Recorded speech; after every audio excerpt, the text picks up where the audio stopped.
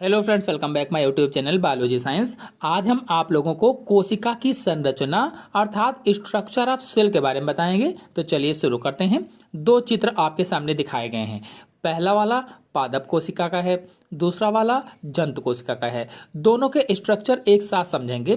तो सबसे पहली जो लेयर है पादप कोशिका में कोशिका भित्ति की है, सेल वाल की है। यानी सभी पादप कोशिकाओं के चारों तरफ निर्जीव पदार्थ की बनी एक परत पाई जाती है जिसे कोशिका भित्ति कहा जाता है। कोशिका भित्ति किस चीज की बनी होती है? निर्जीव पदार्थ की। और कौन से पदार्थ की? तो सेल्यूलोज की बनी होती है। कोशिका भित्ति बहुत सारे एग्जाम्स में पूछा जाता है किस पदार्थ की बनी होती है, तो बताएंगे सेल्यूलोज की बनी होती है। और कोशिका भित्ति अथवा सेल वॉल केवल प्लांट सेल में पाई जाती है, केवल पादप कोशिकाओं में होती है। जंतु कोशिका अथवा एनिमल सेल में कोशिका भित्ति अथवा सेल वॉल नहीं पाई जाती है। अगर इसके कार्य की बात की जाए तो इसका कार्य कोशिका को निश्चित आकार व दृढ़ता प्रदान करना होता है। निश्चित आकार और दृढ़ता यानी कठोरता प्रदान करना होता है। अधिक जानकारी के लिए आप मेरे चैनल से कोशिका भित्ति वाला वीडियो देख लीजिए। और इसी में अंदर की तरफ अगर देखा जाए, इसी कोशिका भित्ति में अंदर की तरफ अगर इस लेयर को देखा जाए तो यह लेयर क्या होती है?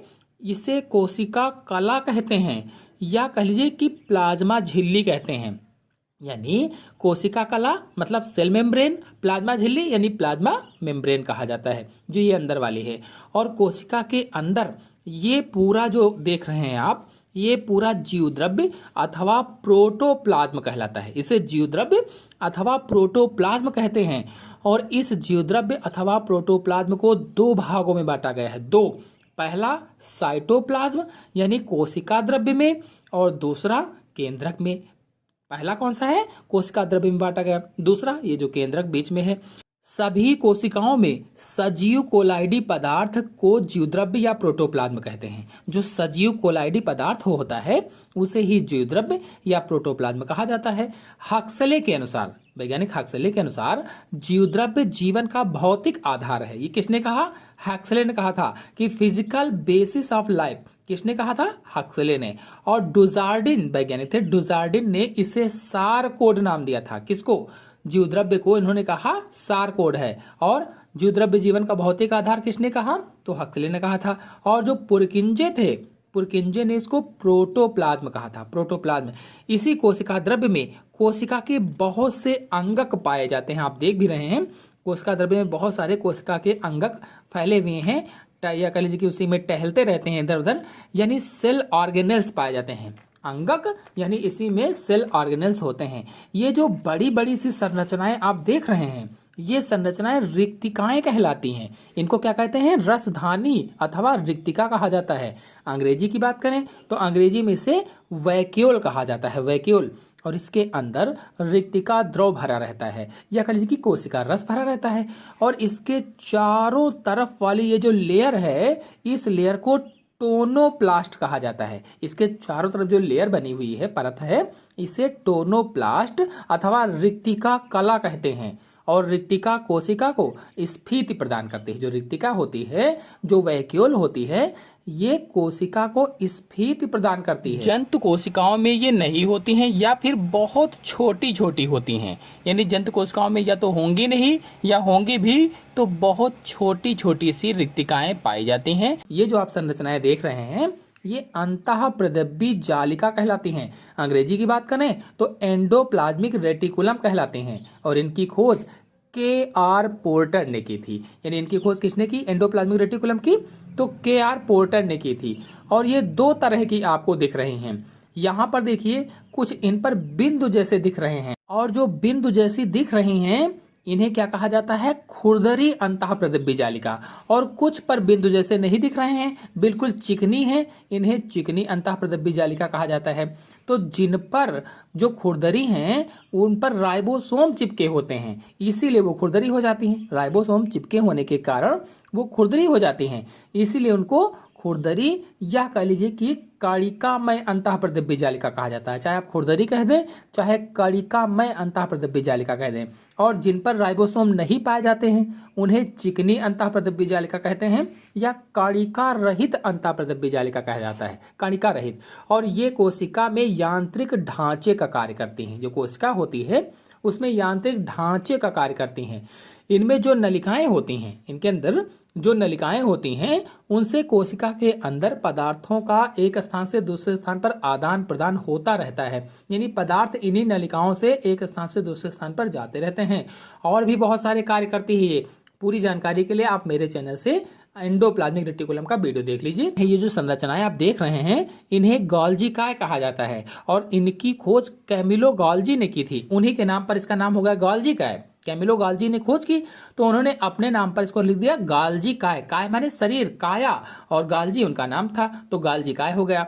और इसे गाल्जी कॉम्प्लेक्स भी कहा जाता है। गाल्जी उपकरण के नाम से भी इसको जाना जाता है अथवा डिक्टियोसोम के नाम से भी जानते हैं। सभी नाम जान लीजिए। गाल्जी काय कहते हैं, गाल्जी कॉम्प्लेक्स कहते हैं, गाल्जी उपकरण कहते हैं अथवा डिक्टियोसोम भी कहा जाता है। और ये कोशिकीय पदार्थ का श्रावण एवं संचयन करते हैं। जो गाल्जी काय होते हैं कोशिकीय पदार्थ का श्रावण और संचयन करते हैं। सेल डिवीजन के टाइम सेल प्लेट भी बनाते हैं। जब सेल डिवीजन होने लगता है, कोशिका विभाजन होने लगता है, उस समय सेल प्लेट का निर्माण भी यही करते हैं और उत्सर्जी पदार्थों को कोशिका से बाहर भी निकालते हैं।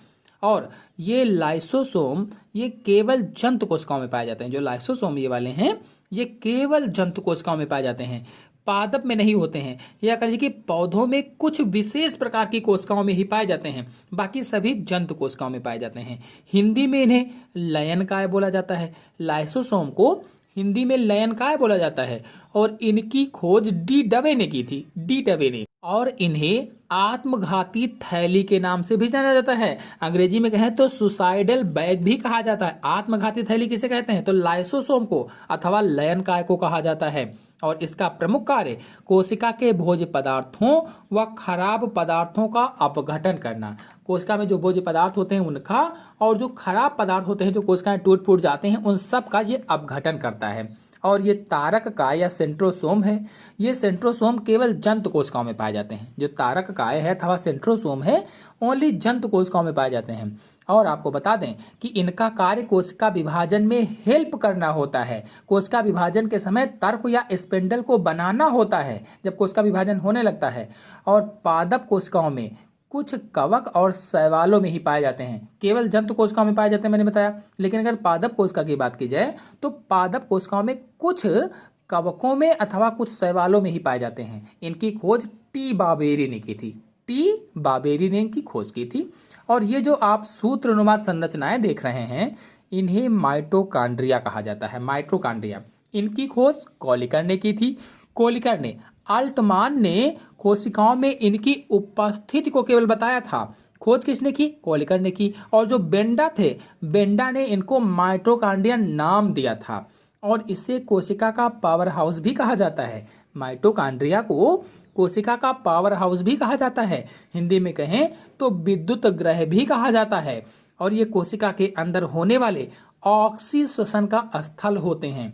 यहीं पर कार्बोहाइड्रेट व वसा के ऑक्सीकरण से ऊर्जा उत्पन्न होती है। और ये लवक हैं या प्लास्टिड्स हैं। लवक की खोज हेकल ने की थी। इसके बाद जो सिम्पर थे, सिम्पर ने इनका नाम प्लास्टिड्स कहा था, प्लास्टिड्स।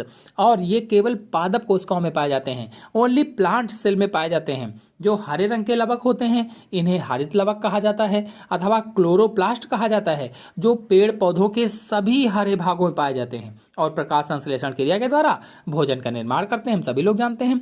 और एक जो बिना रंग वाला होता है, कोई भी रंग नहीं होता, ऐसा लवक होता है जिसे रंगहीन लवक या आवर्णी लवक कहा जाता है। और ये कहाँ पाया जाता है तो पौधों के रंगहीन भागों में पाया जाता है। और तीसरे वाले जो होते हैं रंगीन होते हैं लवक, उन्हें वर्णी लवक कहा जाता है। और ये पौधों के रंगीन भागों में मिलते हैं, जैसे फल है, फूल है आदि में।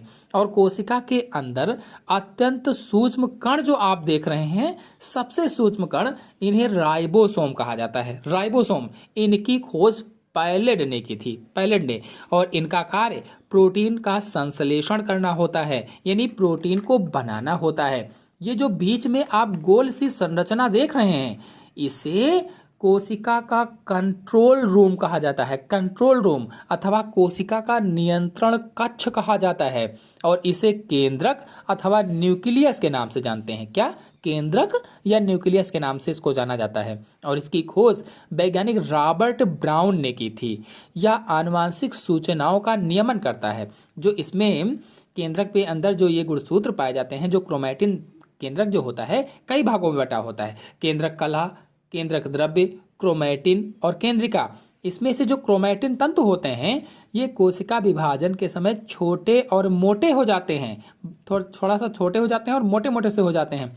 उस स्थिति में इनको गुणसूत्र अथवा क्रोमोसोम कहा जाता है और ये आनुवांशिक सूचनाओं का नियमन करते हैं, यानी माता पिता से आनुवांशिक सूचनाओं को उनकी संतानों में ले जाते हैं। तो इस तरह से पूरी संरचना मैंने आपको बताई, चाहे वो पादप कोशिका की हो चाहे जंत कोशिका की हो। आशा है आप सभी लोगों को पादप कोशिका और जंत कोशिका की संरचना अच्छी तरह से समझ में आ गई होगी। तो आज के अंक में इतना ही। अगले अंक की जानकारी के लिए मेरे चैनल को सब्सक्राइब कर लीजिए।